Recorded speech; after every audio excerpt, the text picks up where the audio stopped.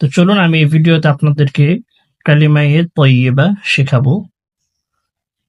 দেখেন আমার মতো আপনাদের উচ্চারণটা হয় কিনা, সহি শুদ্ধ হয় কিনা একটু দেখেন।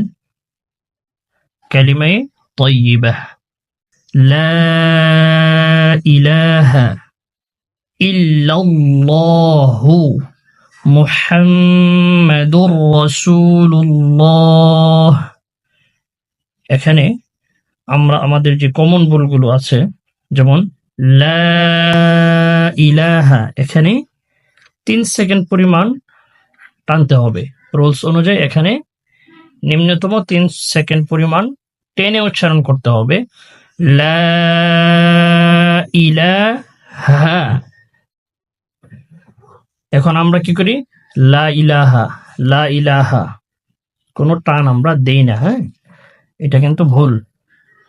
লা ইলাহা, তারপরে আসে ইল্লাল্লাহু, ইল্লাল্লাহু, ইল্লাল্লাহ। এখানে লফজে আল্লাহ আছে, অর্থাৎ আল্লাহর শব্দের লাম আছে এখানে।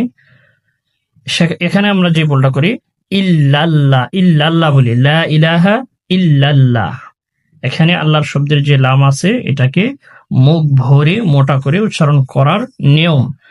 আমরা পড়ি কি? লা ইলাহা ইল্লাল্লাহ। এটা কিন্তু ভুল। লা ইলাহা ইল্লাল্লাহ, ইল্লাল্লাহু মুহাম্মাদুর রাসূলুল্লাহ। মুহাম্মাদুর, এখানে হা রয়েছে, বড় হা, যেটা গলায় একটু চাপ দিয়ে উচ্চারণ করতে হয়। মুহাম্মাদুর রাসূলুল্লাহ।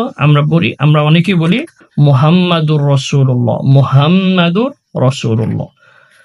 তাহলে আমরা কমন 3টা ভুল পাইলাম। লা ইলাহা, এখানে আমরা 3 সেকেন্ড টানি না।